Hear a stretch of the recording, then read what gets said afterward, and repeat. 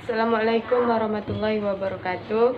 Perkenalkan, nama saya Siti Sofia, Prodi Manajemen Dakwah, jurusan Dakwah dan Komunikasi Islam. Baiklah, di video kali ini saya akan menjelaskan proposal saya yang berjudul Peran Dakwah dalam Meningkatkan Maghrib Mengaji di Masjid Mardotilah, Desa Prapat Tunggal, Kecamatan Bengkalis. Yang pertama ada latar belakang.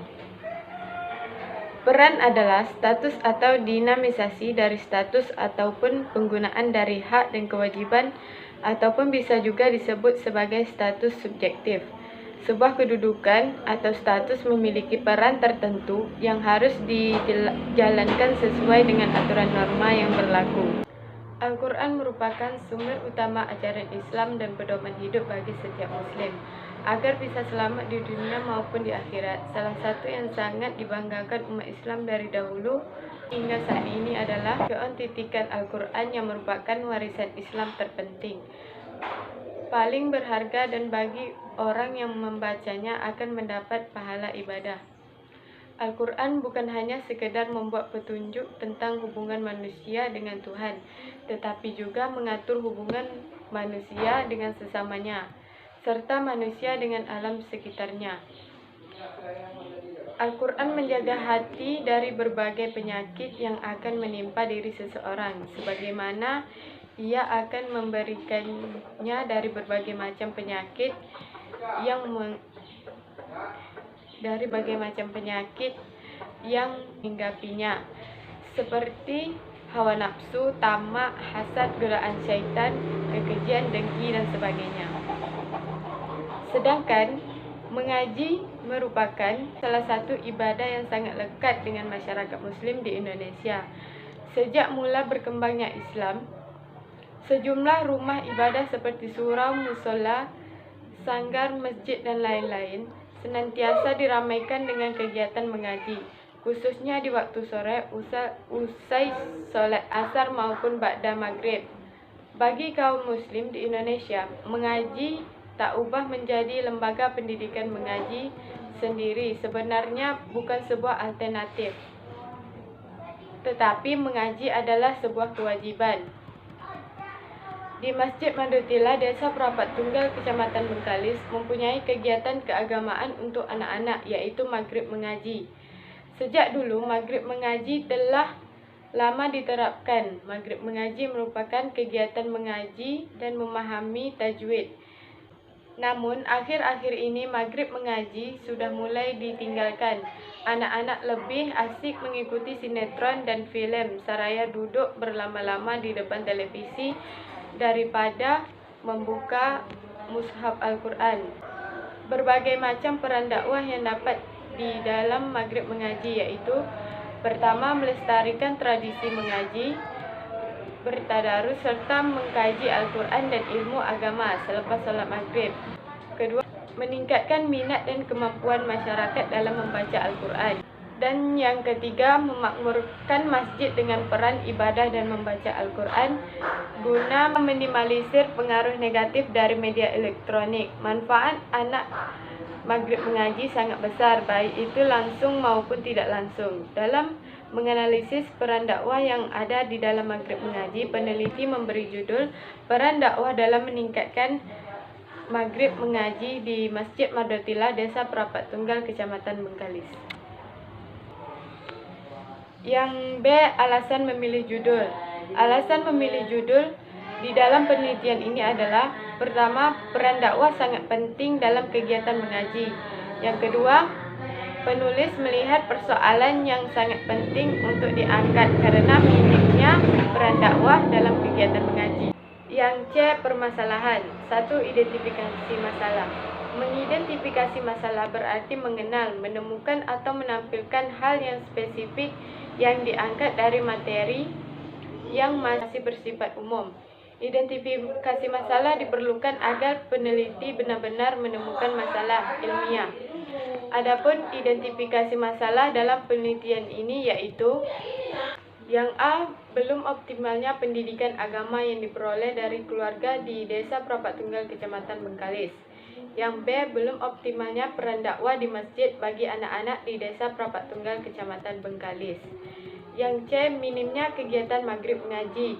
D. Masyarakat belum mengetahui bagaimana peran dakwah yang diterapkan di dalam kegiatan maghrib mengaji di desa Prapat Tunggal.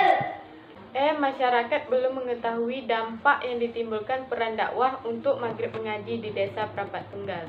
Yang kedua, ada batasan masalah. Dari identifikasi masalah yang telah penulis sebutkan sebelumnya, maka maghrib mengaji lebih cenderung untuk penulis lihat dari sisi peran dakwahnya. Oleh karena itu, judul yang ingin penulis angkat adalah peran dakwah dalam meningkatkan maghrib mengaji di Masjid Mardotilah, Desa Prapat Tunggal, Kecamatan Bengkalis. Yang ketiga, rumusan masalah. Dari batasan masalah yang telah penulis sebutkan sebelumnya, maka rumusan masalah yang dijadikan dalam penelitian ini adalah bagaimana peran dakwah dalam meningkatkan maghrib mengaji di Masjid Mardotilah, Desa Prapat Tunggal, Kecamatan Bengkalis. Yang D. Tujuan dan manfaat penelitian. Yang pertama, ada tujuan penelitian. Berdasarkan rumusan masalah di atas, maka tujuan dari penelitian ini adalah untuk mengetahui peran dakwah dalam meningkatkan kegiatan maghrib mengaji di Masjid Mardotilah, Desa Prapat Tunggal, Kecamatan Bengkalis. Yang kedua, manfaat penelitian. Setelah penelitian ini dilakukan, maka hasil penelitian ini diharapkan dapat memberikan daya guna dan manfaat. Manfaat bisa dilihat secara teoris maupun praktis. A. Manfaat teoris. 1. Bagi akademik, dapat menambah atau memperkaya kajian teori di bidang ilmu pengetahuan. Kedua, bagi penulis sendiri, memberi tambahan pengetahuan tentang peran dakwah yang terkandung dalam sebuah kegiatan keagamaan, yakni maghrib mengaji. Yang B. Manfaat praktis bagi fakultas atau jurusan dakwah dan komunikasi Islam Sekolah Tinggi Agama Islam Negeri Stein Bengkalis. Kiranya tulisan ini bisa menjadi kontribusi dalam pengembangan ilmu pengetahuan dan menambah khazanah keimanan bagi penulis, khususnya pembaca pada umumnya. Kemudian kita masuk ke bab 2. Pertama, A. Kajian teoris. 1. Peran dakwah. A. Pengertian dakwah. Ditinjau dari etimologi dari bahasa, kata dakwah berasal dari bahasa Arab, yaitu dakwah, yang artinya memanggil, mengajak, menyeru, mengundang, mendorong, dan memohon.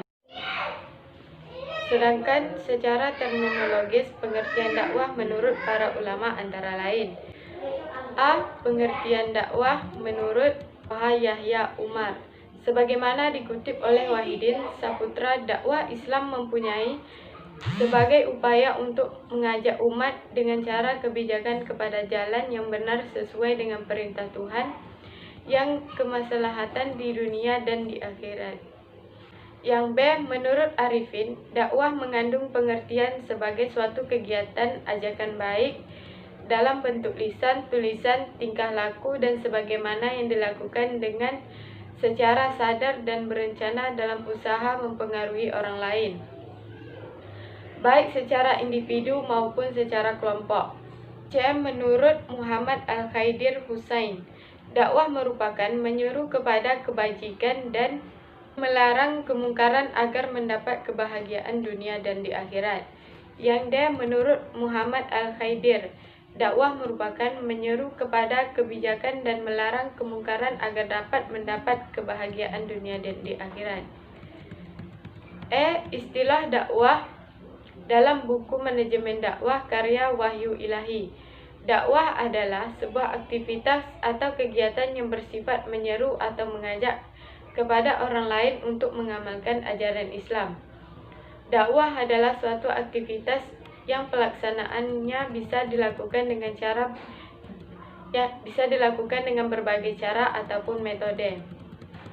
Dari pengertian dakwah di atas, dapat disimpulkan bahwa pengertian dakwah adalah suatu kegiatan mengajak dan memberi petunjuk untuk berbuat kebijakan dan mencegah kepada kemungkaran, baik secara lisan, tulisan, dan tingkah laku. Yang B. Dasar hukum dakwah.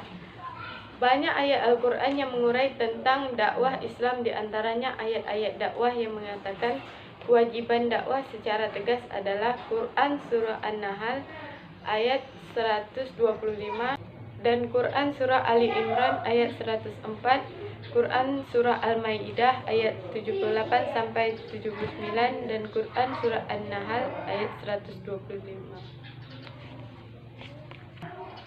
Yang artinya, serulah manusia kepada jalan Tuhanmu dengan hikmah dan pelajaran yang baik, dan bantahlah kepada mereka dengan cara yang baik. Sesungguhnya Tuhanmu dialah yang lebih mengetahui tentang siapa yang tersesat di jalannya, dan dialah yang lebih mengetahui orang-orang yang mendapat petunjuk. Yang C. Peran dakwah. Dalam Kamus Besar Bahasa Indonesia, peran dakwah adalah seperangkat tingkat yang diharapkan dimiliki oleh orang yang berkedudukan di masyarakat. Grasmassen dan A. W. Ben, sebagaimana dikutip oleh David Berry, mendeskripsikan peran sebagai perangkat harapan-harapan yang dikenakan para individu untuk menempati kedudukan sosial. Maka peran dapat dijelaskan melalui beberapa cara. Yang pertama, penjelasan historis. Menurut penjelasan historis, konsep peran semula dipinjam dari kalangan yang dimiliki hubungan erat dengan drama atau teater yang hidup subur pada zaman Yunani kuno atau Romawi. Dalam hal ini, peran berarti karakter yang disandang atau dibawa oleh seorang aktor dalam sebuah pentas dengan lakon tertentu. 2. Penjelasan peran menurut ilmu sosial. Peran dalam ilmu sosial berarti suatu fungsi yang dibawa seseorang ketika menduduki suatu posisi dalam struktur sosial tertentu. Peran juga sebuah teori yang digunakan dalam dunia sosiologi, psikologi, dan antropologi. Yang kedua ada maghrib mengaji. Pengertian maghrib mengaji. Menurut Kementerian Agama RI, Gerakan Masyarakat Mengaji adalah sebuah program untuk membudayakan membaca Al-Quran setelah selesai salat maghrib di kalangan masyarakat. Mengaji selalu diidentikan dengan membaca Al-Quran. Mungkin ini menjadi salah satu faktor penyebab kenapa orang-orang tidak mau karena tidak bisa dan malu. Padahal mengaji Al-Quran adalah sesuatu yang sangat penting dan menyenangkan. Selain membaca, mengaji juga berarti memaknai dan mengartikan pengertiannya. Dan tersirat yang perlu dipahami, mengaji sendiri sebenarnya bukan sebuah alternatif, tapi mengaji adalah sebuah kewajiban, di mana tanpa mengaji maka semua amalan yang kita lakukan tentu hanya bohong belaka, tidak akan diterima Allah Subhanahu wa Ta'ala.